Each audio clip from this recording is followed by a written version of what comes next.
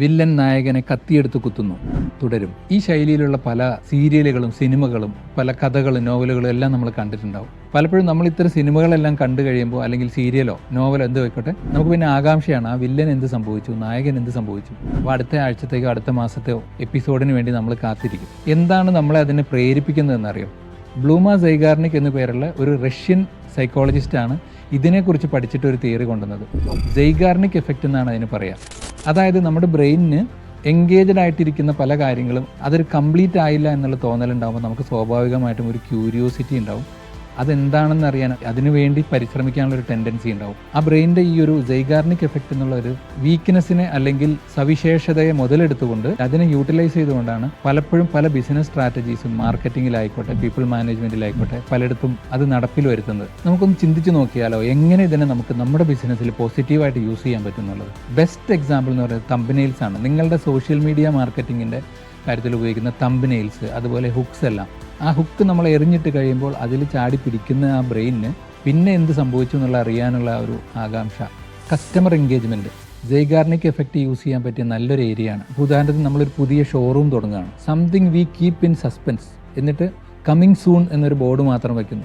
Limit is up to your imagination. ഒരുപാട് രീതിയിൽ നമുക്ക് ഇതിനെ പോസിറ്റീവായിട്ട് നമ്മുടെ ബിസിനസ്സിനെ ബെറ്റർ ചെയ്യാൻ വേണ്ടിയിട്ട് ഈ ഒരു സൈഗാർനിക് എഫക്റ്റിനെ യൂസ് ചെയ്യാൻ പറ്റും. എംപ്ലോയി എൻഗേജ്മെൻറ്റിലും ഇതിനെ യൂസ് ചെയ്യാൻ പറ്റും. ഉദാഹരണത്തിന് ഗെയിമിഫിക്കേഷൻ ഓഫ് യുവർ ടാസ്കിനെ ഗെയിമിഫൈ ചെയ്ത് അതിൻ്റെ ബെനിഫിറ്റിനെ അല്ലെങ്കിൽ അതിൻ്റെ ഔട്ട്കമ്മിനെ ഒരു സസ്പെൻസ് മിസ്റ്ററി ആക്കി വച്ചുകൊണ്ട് ഒരു ഗെയിമിഫിക്കേഷൻ രീതിയിൽ പല ടാസ്കുകളും കംപ്ലീറ്റ് ചെയ്ത് അവർക്ക് റിവാർഡ് കൊടുക്കുന്നു. അങ്ങനെയൊക്കെയുള്ളൊരു സംഭവങ്ങളെ കൊണ്ടുവരുമ്പോൾ എംപ്ലോയി എൻഗേജ്മെൻറ്റ് കൂട്ടാനും നമുക്ക് ഇതിനെ ഉപയോഗിക്കാൻ പറ്റും. എനിക്ക് തോന്നിയിട്ടുള്ള അത് സൈഗാർനിക് എഫക്റ്റിൽ സയൻറ്റിഫിക്കലി പ്രൂവൺ ഒന്നുമല്ല, എൻ്റെ ഒരു ആശയമാണ്.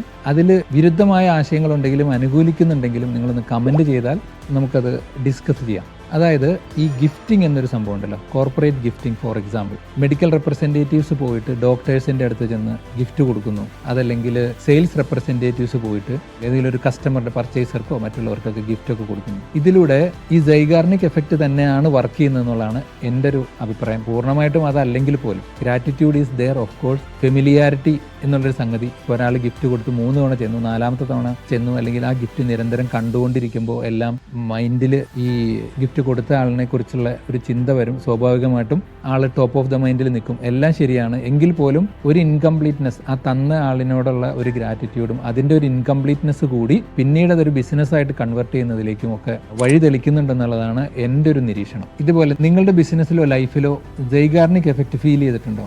ഉണ്ടെങ്കിൽ താഴെ കമൻറ്റ് ചെയ്യണേ.